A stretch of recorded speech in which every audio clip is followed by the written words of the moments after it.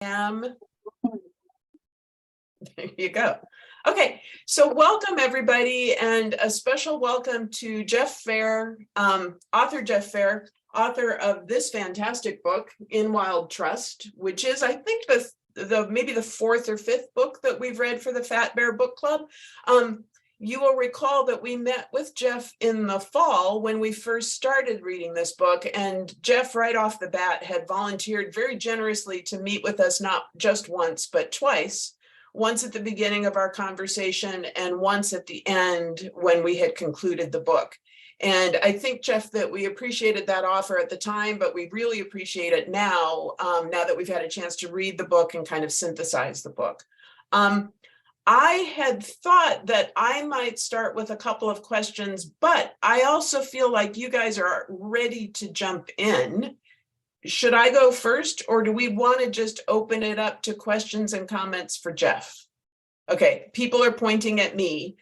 So I will ask some questions just to get things started and to remind people of how generous Jeff is and how nice he is and how easy he is to talk to and how unintimidating and welcoming of correct questions. So I'm going to ask a few questions just to get things rolling, and then we'll open it up to the group. Okay, and I sent around some kind of suggested questions, but you all take it where you want to go. And my goal is probably to end by maybe 5 or 5:30. We'll go for an hour and a half, or till everybody gets tired. If you need to step away, definitely feel free to do that. And okay, let's start. So Jeff, thank you for being here. And I just wanted, let's see where to start. I wanted to, we loved this book. It was full of surprises. It was beautifully written. The photographs drew us in a way that we haven't had an opportunity to be drawn in before. There's so many things to talk about. One thing I think we were all struck by was, and every time we read, was the amount of time that you spent reading Larry's journals and how voluminous those journals were with all the details and all the numbers. Can you talk a little bit about like what that experience was like, spending time with his journals, and also like trying to decide what to keep, what to exclude, and how to present it?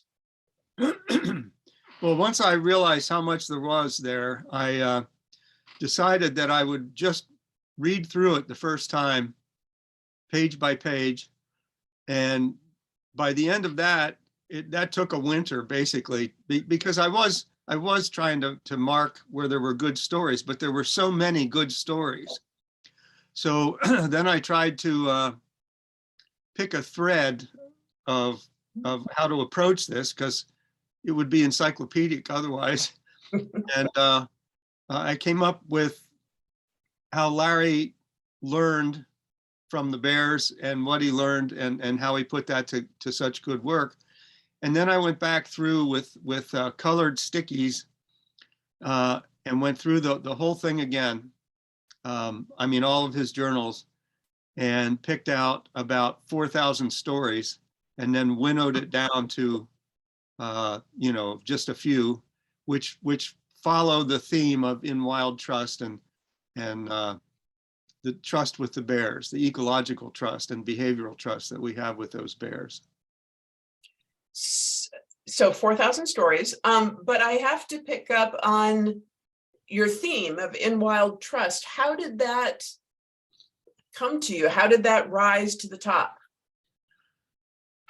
Well, I think it was a discussion with Larry in one of my visits to McNeil, and we came up with the idea of trust between humans and bears. And that's the only way it can work, if it's a two-way trust. And then I added the word wild to it because it gave a little bit more meaning to the trust that we have formed as an umbrella over McNeil. The human trust in a land trust, really, to keep it like it is, let it work as it has always worked and everything. So that's a wild trust in itself, just the protection of McNeil. And then there's the I call it an ecological trust between humans and bears, which is very parallel to the bears having a trust, not that they think of it that way, every year to come back and find salmon at McNeil. And as long as that's happening, then they have a trust with the salmon. Basically, they're going to get something to eat if they get back there at the right time. And they operate that way. So there's a lot of different trusts going on here, but we talked about that quite a bit, and I think that idea, the idea of the many different trusts, is probably one that people will want to explore when we open it up. And if not, I will bring that back. That notion of trust, the bears trust, our trust in the bears, our trust in institutions or not, that comes up, I think, throughout. And it's a very complicated, but also a very kind of important notion that's really central to the whole book in many ways. Yeah. mm-hmm. One thing I wanted to ask about, Jeff, was you mentioned, I will never forget that you shocked me, and the first time that you met with us, by describing this book as a memoir. Because I think when we decided to read this book, we didn't think of it as a memoir. We thought, well, this is a book about McNeil. But it is really a book about Larry, right? Yeah, that's right. Can you talk about how and when was the decision made to tell this story as a memoir rather than, say, a field guide or a book about bears? Why a memoir? Well, to be honest, that was Larry's request. He and I used to have coffee together down in Anchorage to talk about Larry writing a book. Mm-hmm. And there was no way Larry was going to write this book. And after a couple of years of that, he called me up I think it was in December, like 2 days before the proposals were due for special permission at McNeil. And he called me up and said, hey, we're going to be meeting real soon to see what scientists and writers get a free pass. Would you please sign up for that?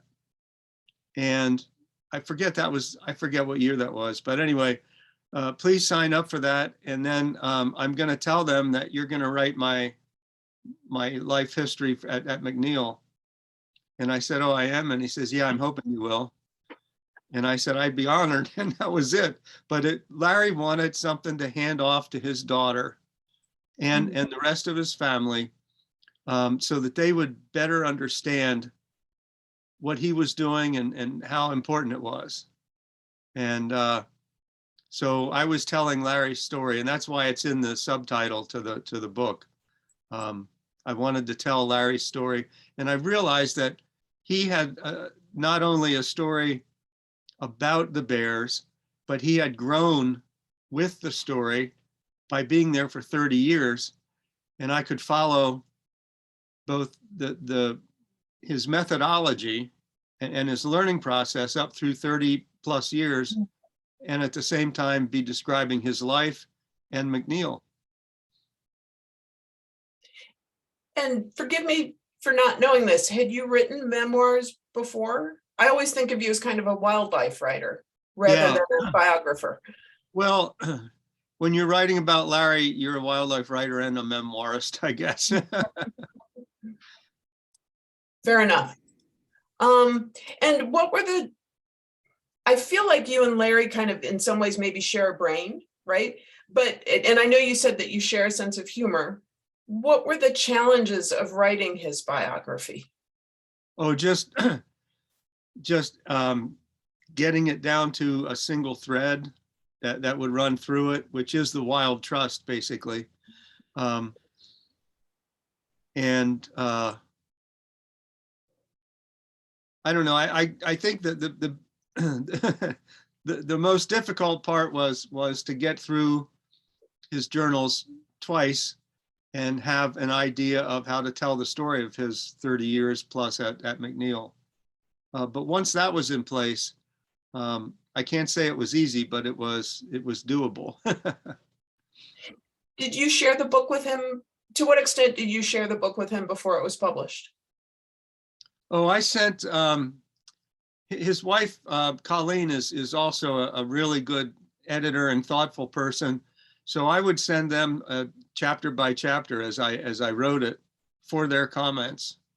And that was very helpful to me. It was mostly detail, but it was good detail. And so they did a lot. And then, of course, before it got published, it was sent out to a couple of other writer biologists in Alaska. And they all liked it. So I was in good stead then with Alaska Press, yeah, University of Alaska Press. Excellent, thank you. Bob, I was just getting ready to start calling on people and now you've raised your hand, so thank you. Go ahead. Jeff, I wanted to make a comment before I forgot it.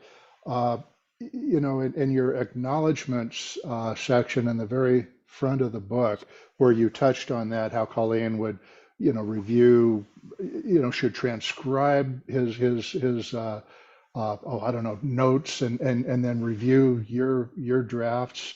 I just thought that acknowledgments, you know, just a short thing, what, 3 pages, but that was terrific, giving the backstory, some of the backstory of what you were writing, way more interesting than any acknowledgments section that I have ever read in any book that I can think of. Thank you. I put a lot of time into it. It definitely shows. I mean, it was really fascinating. They're just little, you know, little paragraph vignettes of different things that you know you were involved in. I thought that was terrific. Oh, thank you.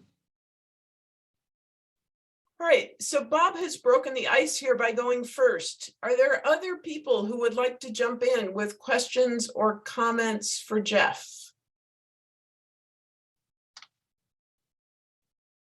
I know we have other brave people in the group. Elizabeth, I see your hand raised, and then Betsy, and then Marcia. And Elizabeth, you will need to unmute. Righto. So in this chapter on betrayal, no, sorry, chapter 10, A New Era. So I thought that was interesting, you know, that he left in 2005 because he was fed up with all the politics and, you know, this people thinking about having trophy hunting in an area where the McNeil bears happen to be. And so he kind of retired and then he returned for a few weeks as a volunteer in 2006. And he got all these awards and he missed, I think it said he missed 2007. And when he came back in 2008, when he was doing his walking tour and kind of settling in, you know, he said he always did that the first 4 or 5 days he got back. He said he felt like it was a new era. And that's what I think. I wanted Jeff to comment on the new era and what Aumiller thought about it, and also how Jeff would describe it, and if it continues to this day to be in that way, with this bifurcation between the pre-2005 and post-2008. Yeah, well, we're still in the new era. Larry was happy to pass on his mantle to Tom, who's was his protege, and Tom's running it the same way Larry did, and so all of that is pretty much the same. I haven't heard any more threats about hunting. We got past that in 2005, and Larry punctuated it by retiring. And he retired because he didn't want to be part of having bears have a trust in humans and then be shot by humans. He didn't want a part of that, and so he was just leaving so as not to be part of it. But that was a prompting for everyone. When Larry left, then holy smoke, something is wrong here. And it got pushed down. And the new boards since then have been reconstituted with people who are also wildlife watchers, as well as people who are concerned about the hunting. I think it's still mostly hunters, or almost entirely hunters. And there's other issues that have captivated them. And yeah, that's it. Thanks for the reminder. I'm gonna shut my phone off too. Yeah, I'm sorry about that, everybody. No worries. Can I ask a follow-up question while everybody's turning off their phones? I wondered, I guess one of my takeaways, Jeff, from that chapter was, I guess my follow-up question is, like, how safe is it though? How safe is the status quo? I guess one of my takeaways was, if something so good could be threatened so abruptly once, why couldn't that happen again? Or could it? Oh, I'm sure it could. It's the same as every other environmental battle that you have. You can win it, but only for a year or 6 months or 2 years or 10 years.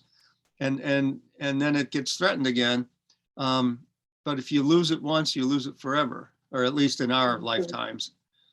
And that's where McNeil sits, but it's got, I think, a boost from an occasional book about it. And there have been other books about McNeil. And as long as Larry's alive, I think he's going to be back. He was back last summer for part of it. And so I think we have a good foothold for now, but it's never a eternal thing. I like the way you put that. If you lose it once, it's lost for good. If you can win it for a year or 6 months, but if you lose it once, it's lost for good. That's a good reminder. Okay, going back to the raised hands, I see Betsy and then Marcia, Narit, and then Lori. Betsy, go ahead. Okay. Well, I actually have a question for you. You did such a beautiful job capturing the essence of your friend and of McNeil. And in chapter 8, the McNeil experience, you wrote, Aumiller was home again, home to McNeil and home to his own heart. That's how it works when you have a favorite place that brings you peace and connection to the real world. And I was wondering, in all your travels and studies, if there's a place that you go to that you feel that you're at home, and what gives you that feeling?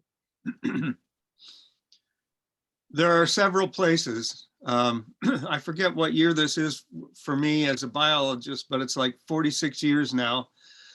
And they started out in New England, and there's a special place there in New Hampshire and Maine on the border. And there's a special place up in the Arctic of Alaska, where I was chasing yellow-billed loons. McNeil is definitely a special place to me.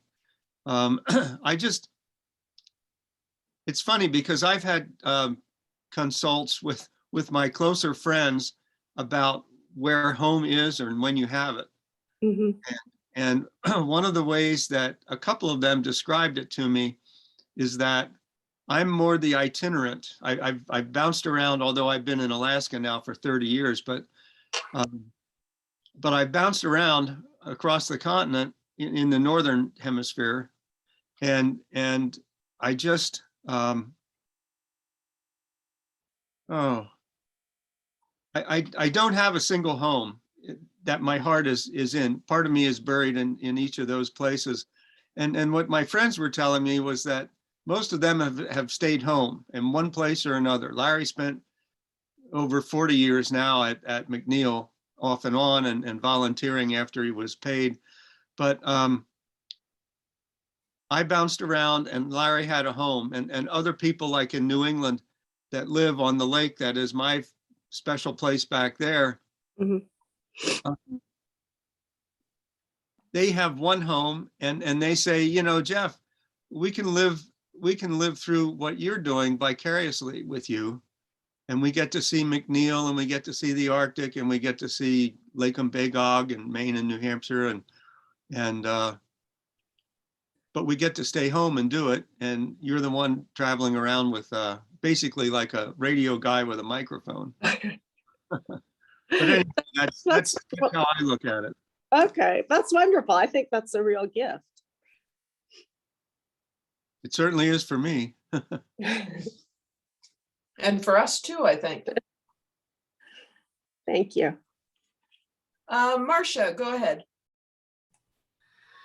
Hi, Jeff. I believe it was the last time you were here, you gifted us by holding up and showing us some of Larry's drawings that he had done that were part of his notes and everything, which have come up in our discussions a lot about how amazing they looked. Any plans to publish a book with some of those or a storyline using those? Well, I've suggested it to Larry a few times. I don't think he's up for another book project. I even suggested like a children's book that he would add to his sketches. He's a great artist, but I don't get much of a rise from him about that, at least not yet. Maybe when he gets a little older, maybe he'll change his mind, but I'll keep him on him about it. Thank you. We would like that. Narit, and then Lori. Yeah, well, before I ask my question, I just want to say that the book is amazing. I enjoyed reading it so much. And it's exactly what you were saying. It's not an encyclopedia. It could very easily would have been an encyclopedia, but it's totally not that. And I learned as if I was reading an encyclopedia, but I enjoyed it because I went through so many emotions, experiences, about Larry, and the way it was written with such a beautiful creative writing, with descriptions that were wonderful, using beautiful words. I made some notes, I don't have it with me, for the same place, how many words you had to describe it. Amazing, really amazing. So this is one. I really wanted to thank you for that. And then I would like to go back to the new era, the last chapter. It starts on page 137 in brackets. It says final act, scene 1. And it ends on page 147 with, in brackets, final scene, another paragraph, and then use fading music. Also, after mentioning in page 137 that it is final act scene 1, with the arrival of Larry back, you use music again, announcing his arrival. So it's almost like using a play writing, but I haven't seen it anywhere else, only in chapter 10.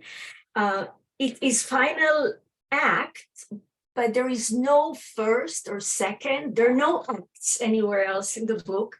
So I wonder if, I have my thoughts, but I'd like to hear from you what is behind it. You chose to write it this way for a reason. And I'm not sure that, we get it right. So if you could elaborate a little bit and tell what's behind this I would appreciate it very much. Well, thank you. I was trying to sort of tongue in cheek, trying to make it mildly appear like a screenplay, like Mhm, a movie, because I thought, mhm. and I think when Larry went back and I sat by the river and I saw him coming up over the hill that day, that to me, that was like the final scene in a movie about his life, and I could hear the music. I mean, I could. And so I sort of adapted it in a way like a screenplay, although I'm not a screenwriter at all. But I picked up on just a few cues, and I thought, to be honest, I thought his life out there would make a good movie. And it has all the elements of, you know, the betrayal and the negatives, and then coming out on top. It's a great story that way. And so I wanted to hint a little bit about making a movie out of it, but all lightheartedly. I mean, it was just, but it was fun to add the different musics to it, you know. Absolutely. I didn't know both, you know, what you chose to bring. And I actually Googled it to see what kind of music it was. So the first one is really with trumpets and very like announcing his arrival was perfect. And the other one, you know, at the end of the book, it's like a joyful common song about bears. So it's beautiful. I enjoyed the fact that you know, you added that. So I understand that it's not related to the rest of the development of the book. It is that part, the end, looking towards future as the last scene. The final act and the last scene in that. So that's very interesting, but I enjoyed it. It again, you know, there was a surprise. There is so much wonderful things in the book, and there comes something, you know, totally different. I really liked it a lot. Thank you for the book. I really wanted to make that final act a celebration, to add sort of the movie cues and the music behind it, dressed it up a whole lot, but it's really just the next chapter. And anyone that wanted to make a movie would start out with chapter 1, yeah, and go through it and figure out where to start their movie. But yeah, it was fun. It was an inspiration, and it made the last chapter of the book a delight to write. yeah. And to read. And Nurit, thank you for asking that question. If you hadn't asked it, I was gonna ask it, because we did talk about that, about why Yes, was we that did. last chapter written that Yeah. way. Excellent. Okay, we've got some hands, Lori and then Marley. Go ahead, Lori. Hi. When we were having our regular, you know, monthly, weekly discussions about the book, I think it came up at one point about how one person can make such a difference and have such a huge impact. And Larry was certainly that person. I grew up reading Outdoor Life and Field and Stream, and for many, many years, my impressions of bears, you know, were that they were these big evil creatures that wanted to eat us every chance they got. And you know, even though I ventured into wilderness areas and saw bears, there was still always that fear in me of I could become their next meal. And so it was so, you know, through the years, you know, my attitude has changed as I've learned more. And so it was interesting to see how, you know, Larry's methods showed us that we can interact with bears and we all can remain safe. And, you know, that this perhaps was new radical thinking at that time, that we could have these interactions and be so close, and we didn't have to shoot the bear or they didn't have to run from us. And through the book, there's some photos of some of the other bear biologists. I think of one of the Craigheads. And so it seems that these other bear biologists came there to McNeil, perhaps to see how this worked and how it may be applied to, their research and methods. So can you, is that the case? Can you talk a little bit about that? Yeah, I think even among the scientists and biologists that come to McNeil, they all come for a slightly different reason, but it goes the whole gamut from being close to bears and not being endangered to having 3 days to look at bears and seeing more bear behavior. As one John Hechtel said, he's a former grizzly bear biologist from in Alaska and Canada. And he said that, in 3 days or in 1 day, he said, you can see more bear behaviors than I have in my entire wildlife career, because there's so many bears, there's so many interactions among the bears.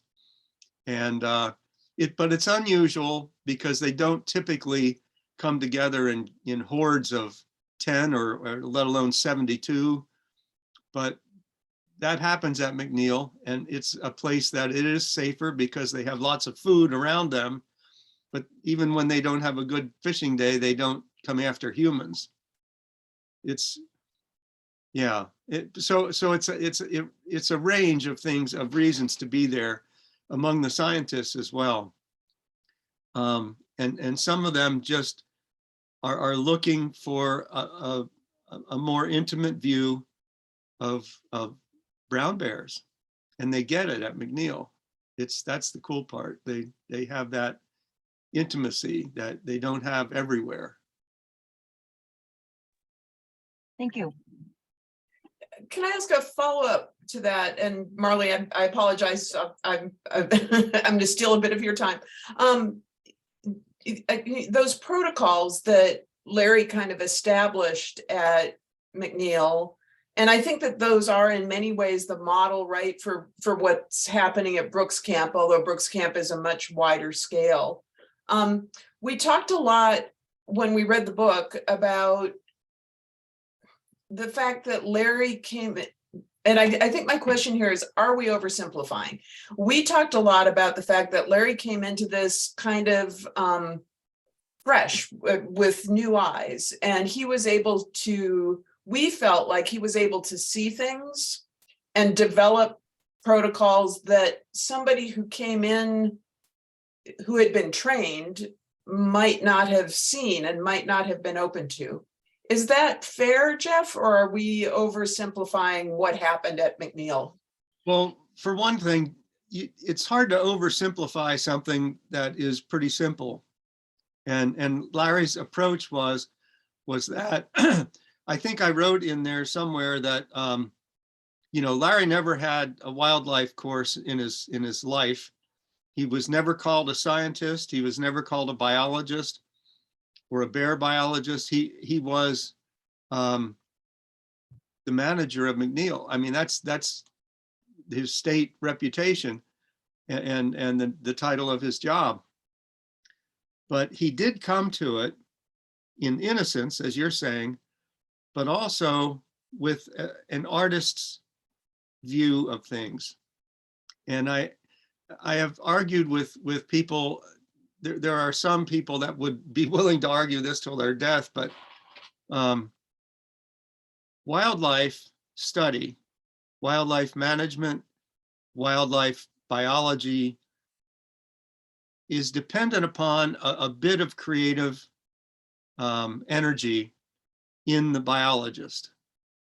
Now, Larry didn't call himself, or the state didn't call him a biologist, but a lot of other people, including a lot of bear biologists, recognize him as a really good biologist. But he's a good biologist in a neat way because he had the outlook of an artist.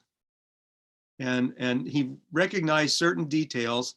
And as you say, he wasn't already shaped into a wildlife biologist or a bear biologist. He wasn't trained at all in those ways.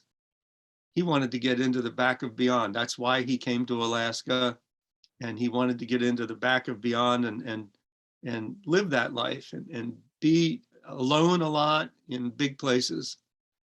And he got that at McNeil, and eventually sort of married himself to it. But it was, you know, artistry and love. It's beautiful. Well put. Marley, your hand is raised. Go ahead. Yeah, And then thank you. So given, your thoughts on the final chapter and how you wrote it, is it the final act or is it just the next act? I'm wondering from your point of view, what you think Larry's legacy is. And I wonder what you think Larry thinks his legacy is. Yeah. Nobody can read Larry's mind. But I think his legacy is the simple wisdoms that he put together to make McNeil an ongoing place for two species that most people don't think of living together. That shows in a metaphor of just living on the wild earth, that you can get along. Not that it always works, not that it always happens that way, but here's an example of the largest land carnivore living among humans with no fences between them, and it works.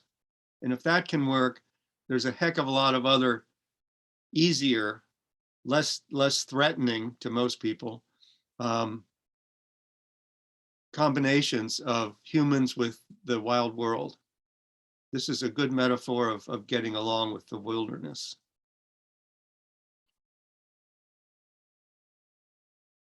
That's my interpretation of his legacy. I'm not sure what he's thinking, but I know he wants to pass something along because we wrote the book for his daughter.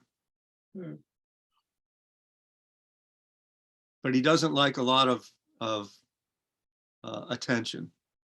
He'd rather be in the woods. Marley, does that answer it for you? It does. I'm curious. Have you talked to his daughter about what she thinks about the book? I haven't. She left for college and she was pretty young when I was part of the picture there.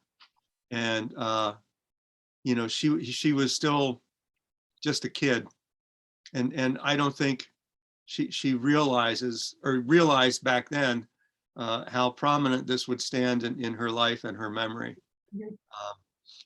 But I haven't talked to her in the longest time, and I certainly wasn't talking to her much except as like a friendly uncle when I was writing the book. Yeah, thank you. To her, one of the best descriptions of her as a child there was the time that she was standing on Larry's desk looking out the window of his cabin. And she said, and she was really little, and she said, "Daddy, there's a big dog outside." And Larry looked out and he said, "Oh, honey, that's not a dog, that's just a bear."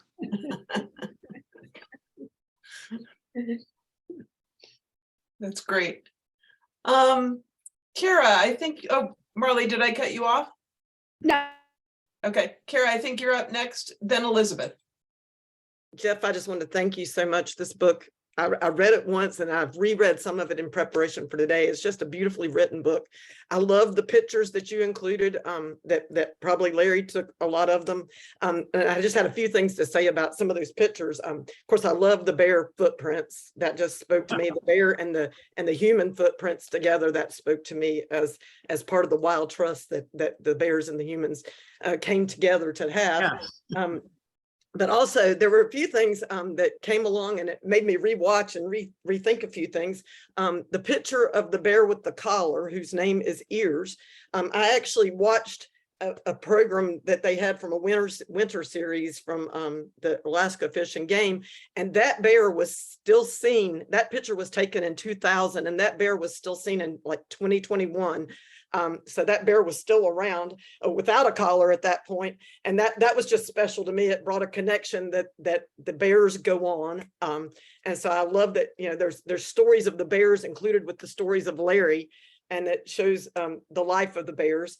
And then the other picture that really spoke to me that made a connection this week when I was looking at it was there was a picture, and it was actually Derek Stoneroff, who was the guide that was laying with the bear right beside him, and he was like resting.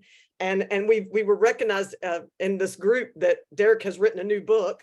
And so that made the connection. I was just excited and wanted to know if you had anything to tell us about Derek, and maybe that's a book that we'll pursue later. But I just wanted to thank you for all the pictures and the stories and how it all came together in Larry's life. Well, there's a lot to answer there, really, but all the photos in that book are attributable to Larry. And now he may be in some of them that Colleen took because Larry set up the camera and then she took the picture, but they're all Larry's photographs, copyright. And he has thousands of photographs, of course, and he got it down to, I don't know, a few hundred for the book. And then University of Alaska, the publishers, called me up one time. I was actually in Maine, but I had my computer with me. And they said, we need all of the photos you're going to use. And you can have, I forget what it was, 175 or something like that. We need their placement in the book and a caption for each one. And we need it by next week. And Larry was off. I think he was in California again. His wife's mother was very ill, and they were spending a lot of time with her. And Larry was unavailable. Maybe he was out at McNeil, I don't know, but I couldn't get a hold of him. And so I had to do all that. My friends in Maine, I was on a loon trip back there, surveying the loon population. And one of the biologists and his wife is an artist, and she has a little cabin that she does her artwork in. And she said, if you need to do that in a week, why don't you just take a week off from the loons and use my little cabin and put it together on your own? And that's what I did. So Larry didn't have a say in what photos got used in the end. I had to do it all. And he apologized, but that's his life. And he was out of touch. So that's how the pictures got shared. I forget what else I was going to comment on your comments, Kara. Yeah, I guess the only other thing was about Derek and as the guide, and he's written a new book that just came out. So yeah, I've heard of it. I haven't seen it yet, and I did interview him for one day. Larry talked about him a lot and really respected Derek, and I got to talk to him for one day, and it was a real kick. But there's a lot of people that cycled through McNeil that are a real kick too. So it was hard to describe everybody, but Derek is a good one. I think his book will be great. It's called, for anybody who doesn't know, it's called Watch the Bear, and it was just published March 1st. And Jeff, we first heard about it from Mike Fitz. Mike recommended it as well. So now we've got two different authors who have recommended that book to us. So keep your eyes on that book. Lots of hands raised. Elizabeth, then Narit, and then Bob. Go ahead, Elizabeth. Oh, okay. So I just wanted to mention 4 photographs that I really super liked. And then I have a comment. I mean, not a comment, kind of a question. So on page 87, that probably my absolute favorite is the spring cub on the back of Teddy at the gravel flats. And just seeing a little bear hang out on top of his mother, I think it's adorable. I don't think I've seen that at Brooks. And And then I really liked on page 92, the photographer and the bear at a standoff. I mean, it's, you know, the bear's looking straight at the photographer. Anyway, it was really, it just shows you how close the two can get. And then I loved on page 110, the mother bear with the two cubs who has adopted, you know, a spring cub. You know, the spring cub is off to the right, a little bit separated, but obviously smaller. The other two must be yearlings, and this must have been a cub of the year or something. And then on the next, the page 111, there's the drowned cub. And then the final one is, I just adore this picture on 140 of the mother, Manny, with her two spring cubs, and the faces on those bears are just beautiful. And the way Manny, the mother, is looking, it's a very intelligent, assessing type of look. I don't know, it just was really moving. The question or comment, something I wanted you to comment on actually, is on page 141, it talks about when Larry came back in 2009, that all the early bears from 1976 were all gone. And in his quote, newfound freedom, not having to be the guide, and liberated from dealing with all the political issues that had been circulating since 2005. It says he was able to concentrate more on the bears than he'd ever been, and not have to think about humans, you know, in the bear-human interaction. And he says here, he wrote in his journal, quote, "I came to know the bears better this summer than any other year," end quote. And he said, and he thought his learning curve had flattened out. That's 2009. And he's in the following summer, 2010, he called his visit year 5 of the transition. And he talked about all the various transitioning. But I really wanted to find out if he ever said anything to you about the nature of what he learned in that summer of 2009, when he could concentrate on the bears more.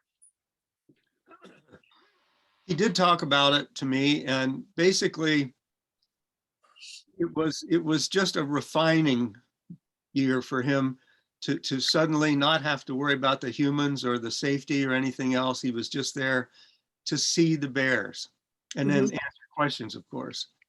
But that was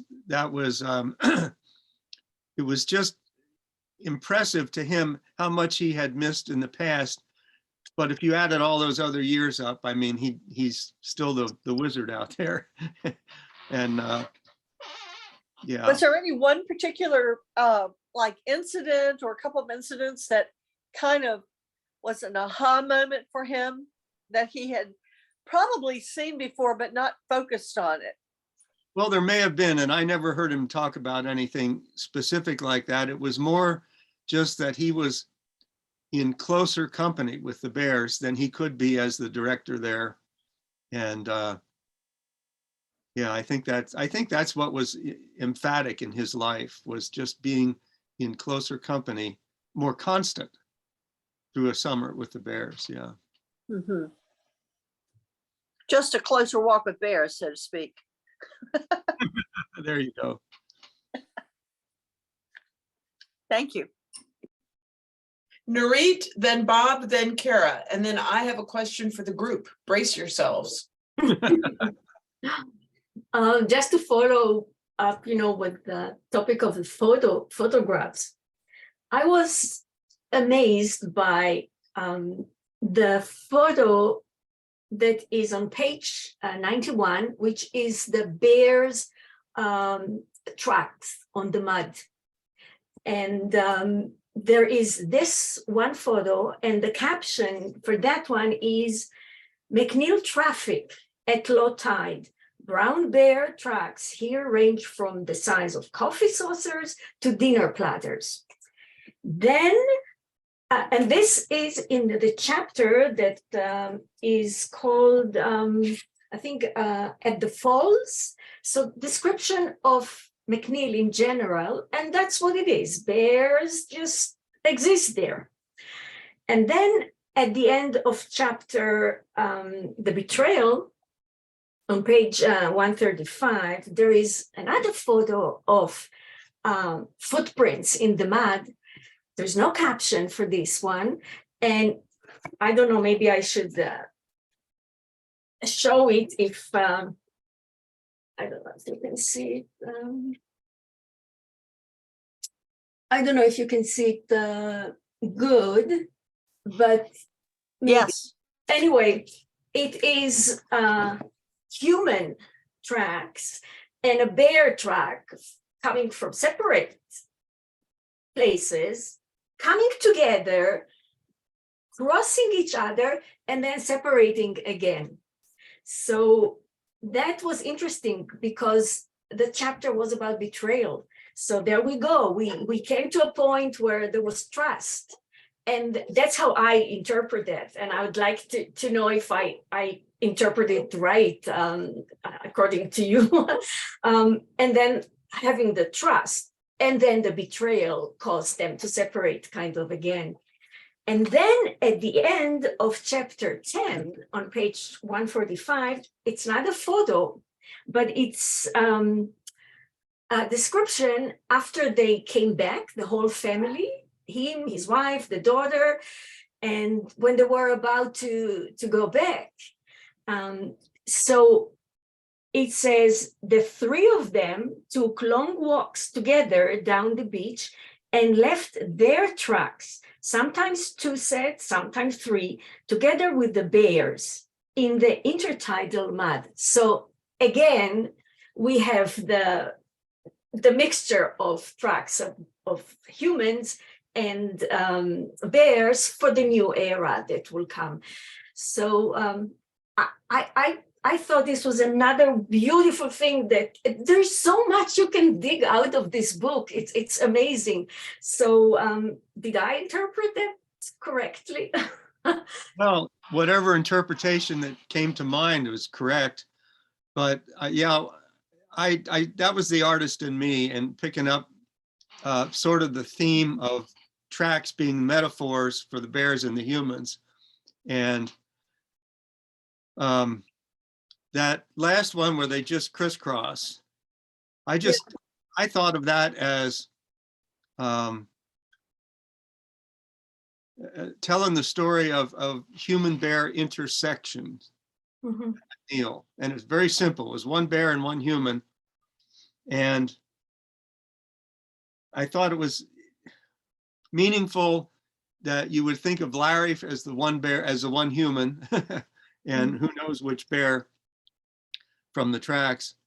But you added to it was something that I never had in the front of my mind anyway, of being the symbol of the betrayal, humans coming together at McNeil and then separating because they were betrayed.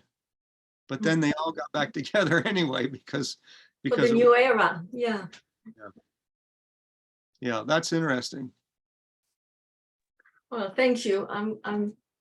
I was amazed. There are other, metaphors like that in the book that it's fantastic. Yeah, thank you. Bob, and then Kara. Yeah, maybe a follow on to that comment by Narith. Jeff, I'll make a comment and then I have a question for you. You've written an absolutely beautiful book. It's great on so many levels. I mean, it's a description of a place, of a description of a wild creature, of a biography of a guy. I mean, through just his life and his increasingly enlightened management. I mean, it really is terrific on a lot of levels. I also, though, have to say I found it fairly disheartening in that here you can have a guy that does everything increasingly right for 30 years. Everything seems to be getting better and better and better, and then how quickly it can fall apart. I mean, and that's a metaphor not just for McKinsey, for the Bears, I mean, that's, our country and our world. I mean, it's just, that to me is the really disheartening thing about it. So the question I have is, I've been really torn about whether I actually, in good conscience, can go watch these bears. I pretty much decided not to at Brooks. And I could not be, I really would not want to live with myself if I knew that I had been partially responsible for habituating a bear to my presence, where he or she has no feeling, positive or negative towards a human, and then wanders out and gets killed. I mean, what happened to Zubin? What happened to the Raven? I mean, I couldn't. I would have a really hard time living with myself if I really thought that I were contributing to that. But when you started this talk today, you said that the trophy hunting, at least for the time being, is at least on the back burner, probably not dead, but that's not something we have to worry about. So the question, Jeff, can somebody in good conscience actually go up there and watch the bears and in so doing contribute to their habituation? I mean, you're perfect for this. You know the bears. You've been a biologist your entire lifetime. You know the personalities. I mean, you have knowledge on so many different levels. Should somebody feel okay with doing that? I have learned across my short life, I'm 70 now, that life is a paradox. There's two realities that can happen at the same time in your life, and it could be love and having to divorce someone at the same time, or whatever. And it's the same with us and wildlife. The trophy hunting is not over, but it's not in as close to McNeil as they tried to make it. They tried to use another piece of state land and open that up to permits to kill bears, and we stopped that. But there are still, I'm sure, bears that pass through, and the different salmon runs basically control where those population centers of brown bears in that area are. And they do move out of McNeil, and well, some don't, but a lot of them, most of them do move on to the next salmon run across the peninsula or something. And some of those bears get killed by trophy hunters, and it's going to happen. There's no way you can protect them all unless you just outlaw brown bear hunting, which would be pretty difficult to do in Alaska. But anyway, I look at it as, if it's something that you can do and you'd really like to go watch the bears at least one time up close, I'd recommend McNeil. It's probably to get easier into some of the other bear viewing areas, but I'd highly recommend trying McNeil first and be part of it. You're not alone, but what you would learn and carry around with you for the rest of your life would be of value, maybe even if one of the bears that you were looking at got shot. Just the experience itself. I can't argue with that. It would definitely be valuable. And I've got an immediate question, and that I was fortunate enough to get drawn for this year's viewing in early August. So I have another couple of weeks before I have to give them my fill or kill.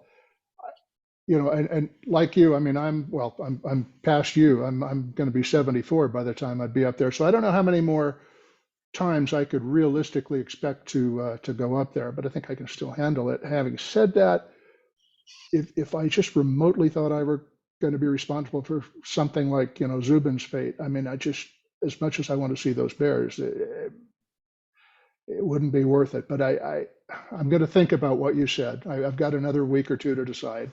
Well, so I don't want to get mathematical here, but and this is not a cop-out. If you don't do it, somebody else will be there, and they might they might not have as nearly as much an appreciation for what's happening at McNeil as you do. So I'd encourage you to go. And Good even point. if it Thank makes you. feel guilty, life is a paradox. Everything you do has a backstory to it anyway. So, Good but point. thanks for thinking about it that way. I really appreciate that.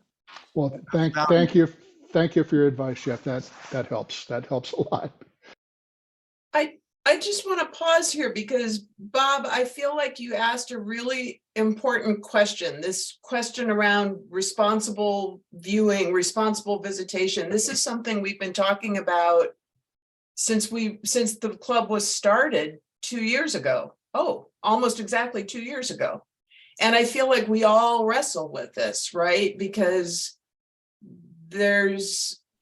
going means influencing a bear's life. And how do we make sure that we do that for good and not for bad? And I also just want to say, Jeff, I feel like your answer about life being paradoxical, to me, that's one of the best answers we've heard in 2 years. So I want to thank Bob for the question and thank Jeff for the answer. And I wonder, Jeff, are there we do keep coming back to this question of responsible visitation. Are there other resources we can look to for this that you can think of off the top of your head? Maybe not, but I have to ask. What do you mean by other resources? Are there books that you've read, or are there experiences that you've had, or movies that you've seen that would help, get us closer to I feel like each person needs to come up with their own answer, but maybe what helps you come up with the answer that you come up with?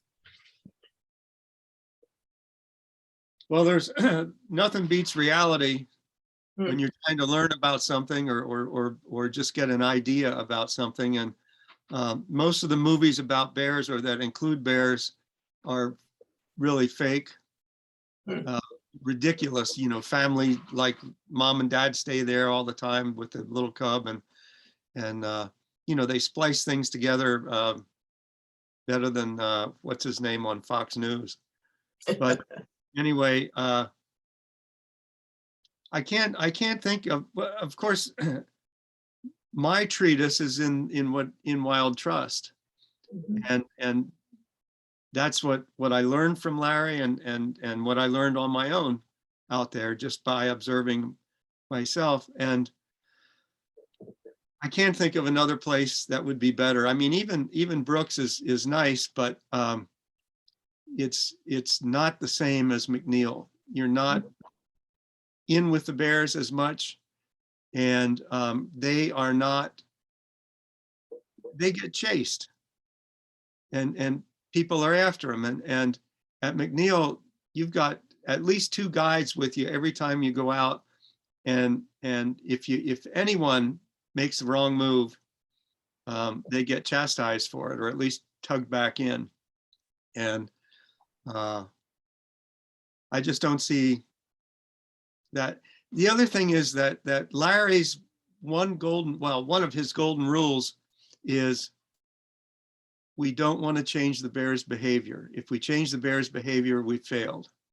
And there are times that you have to, like if they're coming up too close or something. I think it was a TV special that had Larry was out there with one of the big film crews, and this young male came in and started to get his front feet inside on the pad.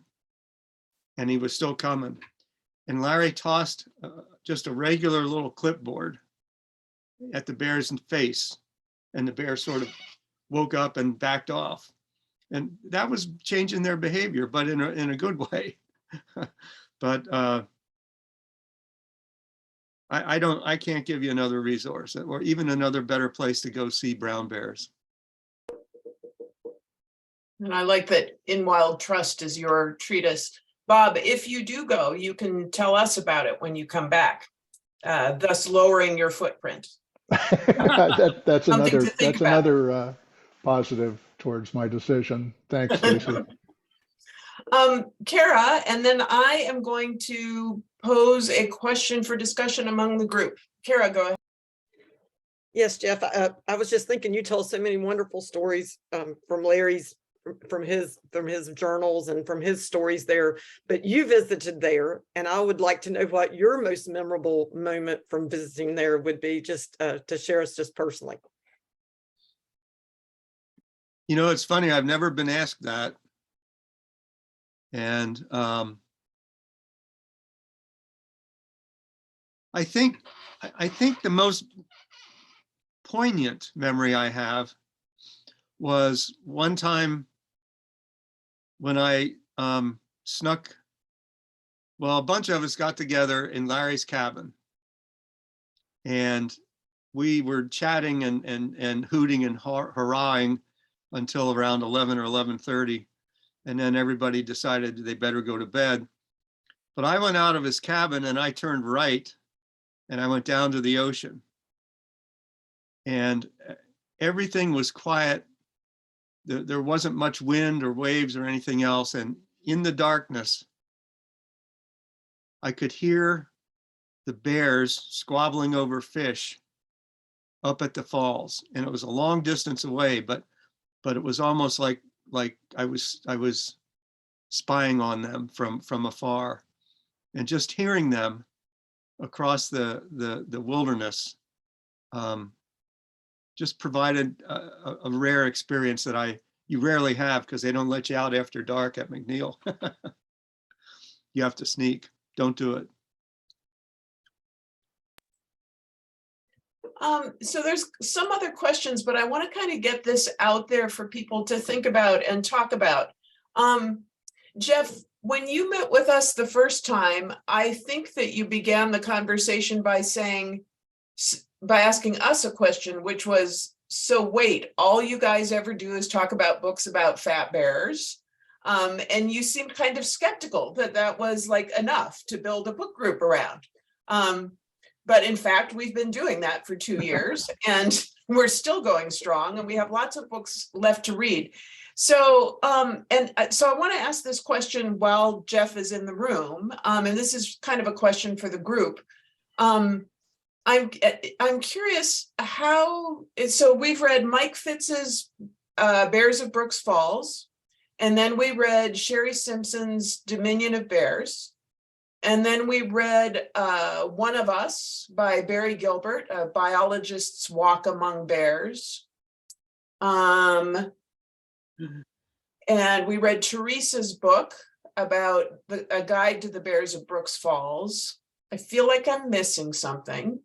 And then we read Jeff's book. And I'm just curious, how do you all feel like this book fits in with those other books that we've read in the past? Is this consistent? Is this an outlier? What are the connections? What are the disparities? And we can talk about this next week without Jeff, but I want to put it out there while he's here. Bob, thanks for being brave. Go ahead. Well, this is easy. I'll just reiterate what I said. I just thought Jeff wrote a wonderful book on many, many levels. True, University of Alaska Press classifies it as a biography, but it's way more than a biography. I mean, it's a meditation on place. It's a treatise on critters. I mean, it's just, there are a lot of different levels at which you can kind of read this and absorb it, and there's just a lot of different lessons, in addition to just flat out being entertained and informed. Thank you. Thank you for that. Leanne has posted in chat. She says, this book allowed me to world build around McNeil as I've never been. I can feel the place without having been. Lori and then Cynthia. Yeah, I can echo what Bob said and what Leanne has put in the chat. It's given me so much insight into bears and bear behavior and how we as humans can interact with them and watch them and appreciate them for the wonderful creatures that they are. I think it fits right in with the other books that we read. And in talking about a different place to view bears, it's nice to learn about that. I enjoyed the book immensely. The photographs are wonderful, as so many others have said. So it fits right in. And in fact, I had bought this book months before we even chose it as one of our books. I think when we were going to do the Sherry Simpson book, I think I purchased this book and some other bear books. So it intrigued me even then, and it was great to have it as part of the book club. Thanks, Lori. Cynthia, go ahead. Sorry, I apologize if my video is messed up. It's been knocking me out. But I think this book really brings together a lot of what we've learned through our last books. If you take a step back from the other books, you could almost say that they were all educational in some aspect. Some of them had more of the human reaction to bears, but they were still educational as far as what I see. I feel like I've learned a lot about how to love bears, how to do better with conservation, how to enjoy a place I have never been, I'll probably never go, be one with them. And Jeff, your book with Larry brought it to heart for me. I mean, it brought meaning to that place. It brought meaning to his work. You know, God bless him. You know, that's a yeoman's work, what he has done, whether he was paid or not. And for you to be able to pull all that together with and without help, and, you know, captions with and without help. And I mean, it had to be an immense amount of work for you to put together. And it's an easy read, which makes it also wonderful. But you want to go back and reread, which I love about any book. You know, if you want to reread it, then that's a great sign. So bravo, I think it's just fabulous. Thank you. Elizabeth, go ahead. Well, I really appreciated the dedication and authenticity of Larry's desire to be in true trust with the bears, to the point that he won't taste bear meat. And although he kind of upholds the he calls it the fair chase ethical humane tradition. It's on page 132. And there was a point he made that I thought was really poignant and really sad. And he said that in 2005, given the outlook at that time, that he stopped naming the individual bears because he did not want to find out later that they had been killed with a gun. And I find that extremely poignant. Anyway, so he just had a depth of trust that I think the bears would really love. And I also want to let Jeff know I really thoroughly enjoyed this book, every aspect of it. And it was an experiential book. And I think that's what some of the people have been saying, that you can feel like you've been there. So thank you. Thank you. Betsy makes this point in chat, and this is what I would say as well. Betsy says this book is a lot more personal. The life and work experience of Larry and the bears will always stay with me. I feel like that too. You know, chapter 9, we've talked a lot about politics and how politics affects the lives of the bears. Chapter 9 allowed me to feel that in a really personal way that some of our previous discussions didn't.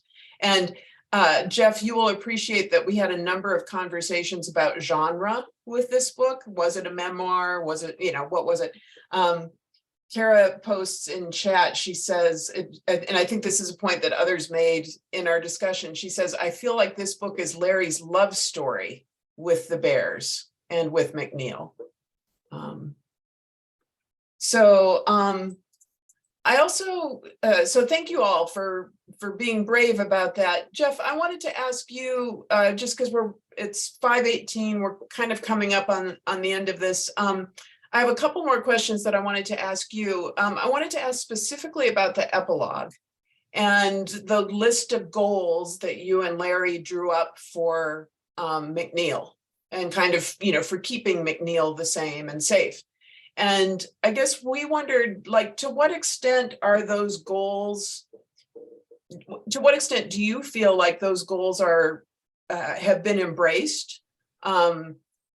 Is McNeil the place that it can be and should be, and that you all hoped it would be, or do you feel like it's at risk once again? Well, that's a good question. As I said before, it's always at risk. I mean, the wrong person coming on as governor or fish and game commissioner could really derail it and try to make it better in ignorance. It's just about perfect the way it is, and it's been that way for what, 50 years now plus. As far as the bureaucrats having anything to do with that epilogue, forget it. That's there for posterity, I guess. And just a record of what Larry and I came up with, and it's Larry's book, basically. It's his story of his life. So that's what we believe in and what we think would help. And there are a few easy to do steps that nobody's lifted a finger on yet, like just how you name McNeil. But yeah, and I have a couple other thoughts in my mind from some things that you had asked. One is that I might bring up the fact that Larry almost left McNeil a couple decades ago. Before the hunting incident, he was fighting. Now, Larry had worked as a fish counter, a wild fish counter in Southwest Alaska before he went to McNeil. And he knew the different species of salmon and trout closely.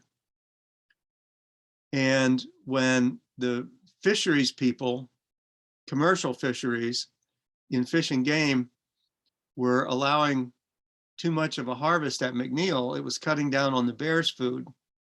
And Larry fought for that and was about ready to resign back then, just because it was fish and game and that's who was paying him, and they weren't letting enough salmon through.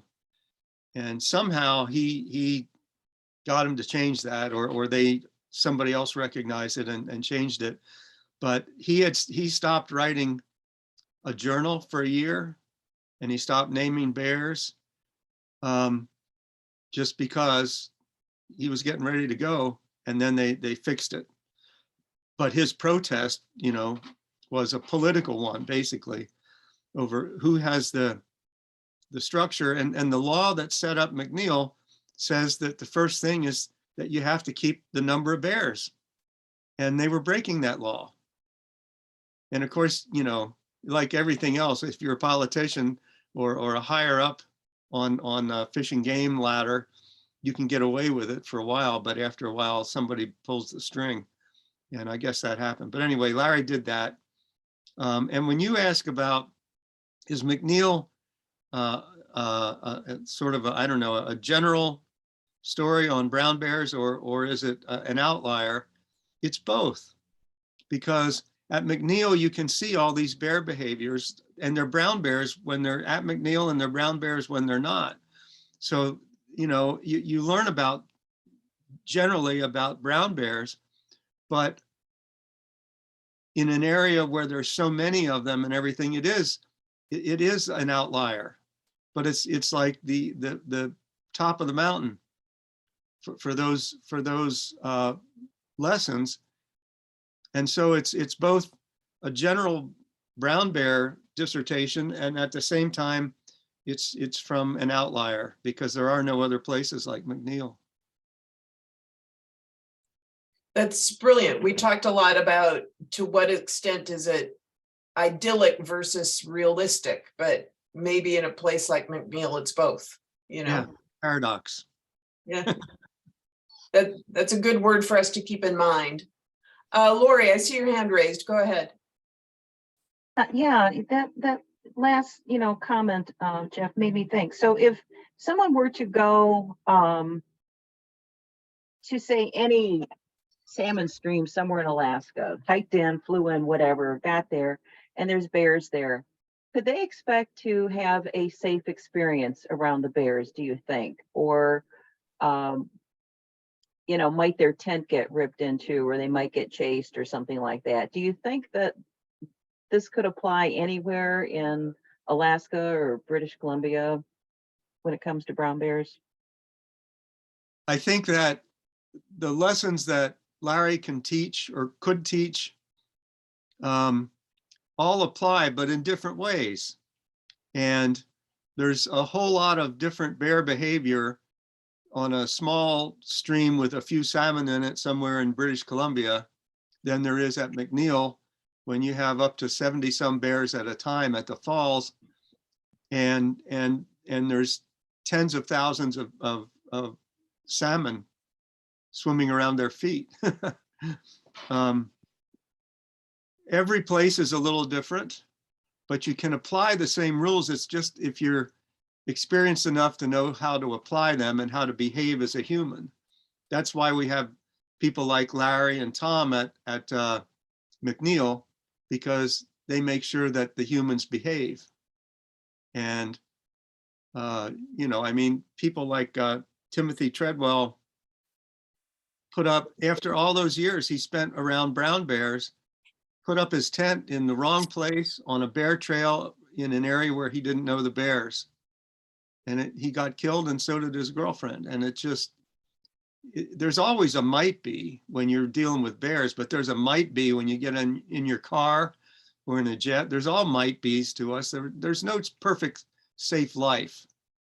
And if there were, it'd be so boring, you'd want to go home.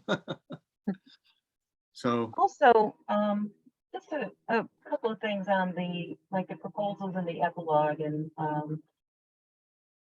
you mentioned if there's a change in the governorship or the makeup of the board of fish and game. Do you think attitudes are changing there? And do they, as we've read, there's been so many surveys that, the majority of Alaskan residents don't want to see the brown bear hunting in these areas and all these other things. Are they starting to listen to people, or do they just not care still and just push through their own agenda of what they want?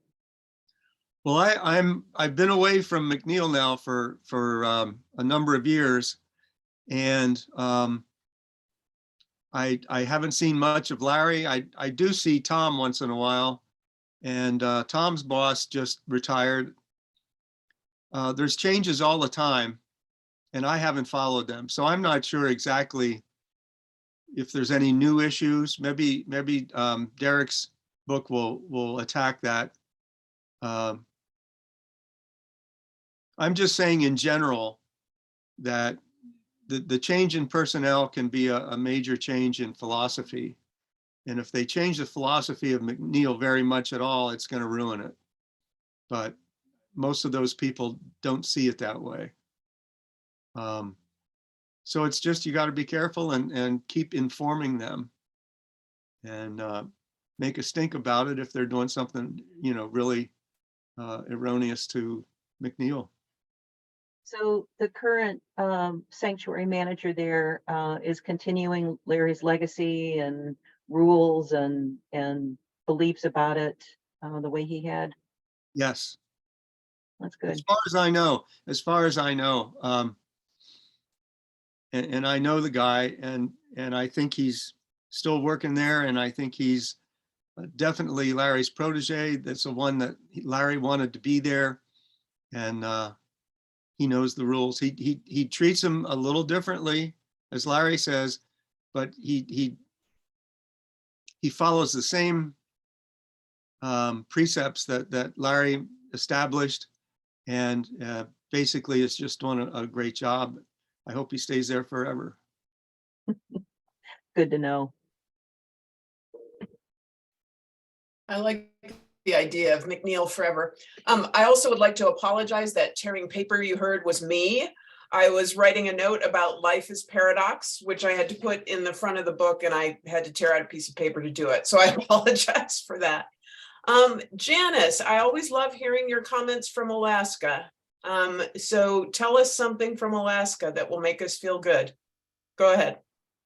Well, I was going to say, I thought it was fun, the short chapter about your winter trek into McNeil, because, we were here reading about bears and all of a sudden it's winter, but it was a very fun chapter, even though I was laughing at your blisters, but it was a different look at it. And I thought that was a fun inclusion in the book. And yeah, politics in Alaska. Oh, I don't want to even go there.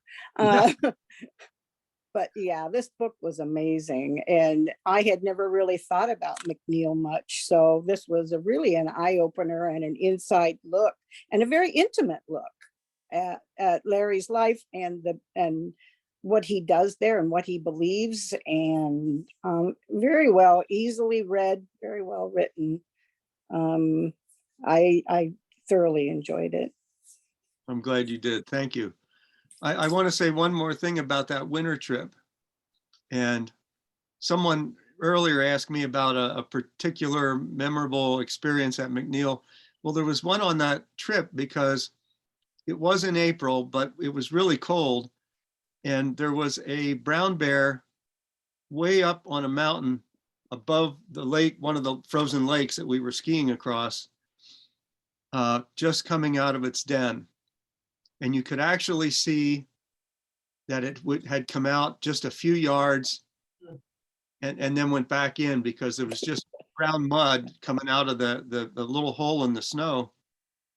And we actually saw the bear outside its den, but just a few yards away from it, just coming out. And I've never seen a bear coming out of a hibernation den. And Wow. it was pretty neat. Yeah, cool. Thank you. Elizabeth, go ahead. Well, you were talking about the current situation continuing depends on who's in power. And one of the things that is disturbing me that's happened in the past several weeks is the new oil drilling in areas that are supposed to be safe from that and the impact it could have on the salmon, which would then impact the bears. And I can't think of the name of the particular place, but unfortunately, Biden has agreed to it, which is in spite of all of his pro-conservation and environmental efforts normally. And I'm sure it's because of concern about petroleum reserves, and how much of this is fueled by various crises like in the Ukraine, for example. And I think one of the things that changes situations is when human beings get to some type of inflection point based on fear, like being afraid they will not have enough food or not enough energy or not enough this or that. And that can lead to a change in attitude. And only if we are strong and that we uphold to these values and are bold and speak up, then, like Jeff said, we could lose it all. And if you lose it once, you basically lose it forever, because to reinvent the environment is extremely hard, because you keep losing the various species that support the higher and higher levels. But anyway, it's not Pebble Mine, but it's something in the ocean which can still affect the fish, that can affect the bears. Anyway. Yeah, you're talking about Bristol Bay. I think so. Yeah. There's a place where it's been protected from drilling, And now they want to drill. Well, No, there's that's the several Willow, places like, the Willow project up on the North Slope. but that's Is not, Oh, is that Salmon- what, Mhm. and that would impact Bristol Bay, right? I no, don't know. not Willow. That's Mm-mm. way across the state, several hundred miles. Yeah, Bristol Bay was Pebble. technically protected for a while, and it's now been they're trying to sell or leases to the oil companies. Yeah, it was Bristol Bay, because I now recall Willow. It wasn't Willow, it was Bristol Bay. Thank you. Willow's in the Arctic, and there aren't many salmon up there, although they're starting to show up on the north coast of Alaska because the oceans are warming up. Thank you. Bob, I see your hand raised. Go ahead. Yeah, just, I looked on the Friends of McNeil River website, and the one issue that they highlighted was something called the Pebble Mine. Now, I don't know if that's still relevant, because it doesn't look like the site has been updated for quite some time, but that is evidently an issue that's really close to effective McNeil. Yes, and that's the major one that would affect McNeil directly. And the EPA has stopped it basically for now. But there was just a piece of news in the paper that the Canadian company who's behind this is taking the federal government to court. They're trying to stop Pebble Mine. It would be Okay. horrendous if they did that mine. Okay. And they've been they've lied about it, saying it's only this big, and then it turns out that the company has plans to triple the size of it later on. It would ruin that whole area and a lot of salmon breeding. We just always have to pay attention to everything. Like you said, it can evaporate quickly, and once gone, probably won't come back in our lifetime, if ever. Yeah. It's scary. The problem with learning is that it keeps giving us more to pay attention to and to care about. Well, this is also, can I just say one more thing? This is also why it's critical that young people get involved, because they're going to have the energy to carry on and to keep the impetus going as other people wear out. Indeed. Okay, it is 5:35. I am mindful of the time. I want to reiterate, I don't want to cut off the discussion, but if people do need to leave, I totally understand.